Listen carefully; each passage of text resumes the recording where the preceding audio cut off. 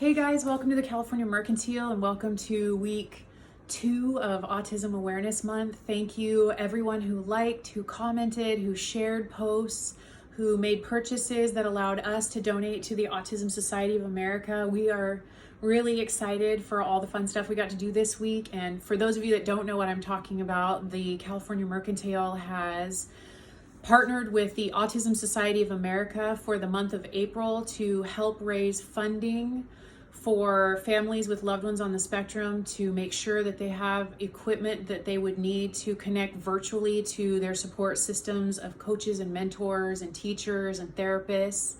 And whether that means a computer or internet or whatever the case may be, we are super excited to get to be a part of that. And we really, really appreciate everything that you guys are doing, even if it's just a note of support to get the word out there and help us with that.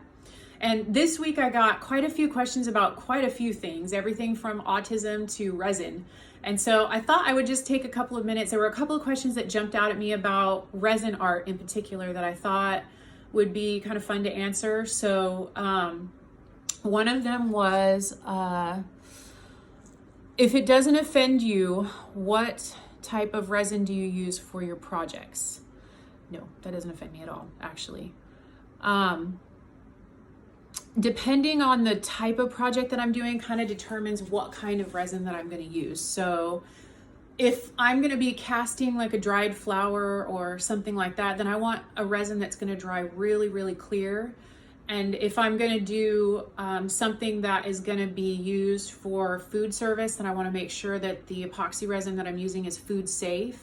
So in every case, I'm always looking for epoxy resins that are at least 50% bio-based and are food safe because I want to be able to use it on anything. So right now, a couple of my favorites, and I do switch it up kind of often, it just sort of depends on availability, but I like Pebeo Gedeo for casting, and I like Eco Epoxy for just about every other thing. And I actually like epoxy for casting too, just depending on what I'm doing. But no, that doesn't offend me at all.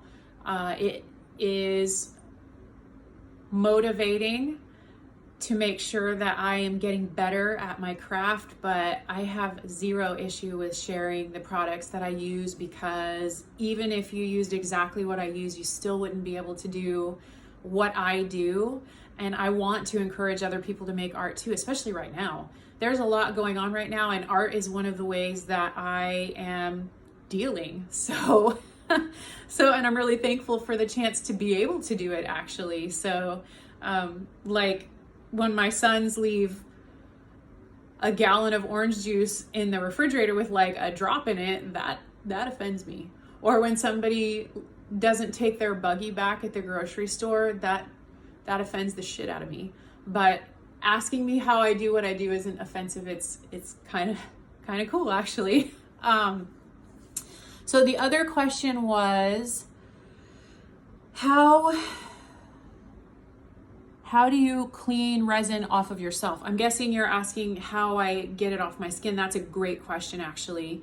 So our skin is our body's largest organ in our excretory system, and the pores on your skin absorb 60% of everything that you put on them. So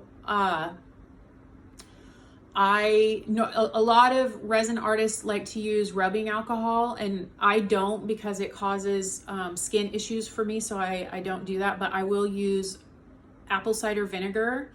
And what I do is leave it in a spray bottle right next to my project, and then I will spray it on my skin and just wipe it off. I do use rubbing alcohol to clean it off, to clean resin off of like the table or off of a project, but definitely not for my skin. Thank you guys so much for your questions and for your support and just everything right now. It's a weird time right now. So I wanted to tell you to just have a good week, and I'll talk to you guys soon.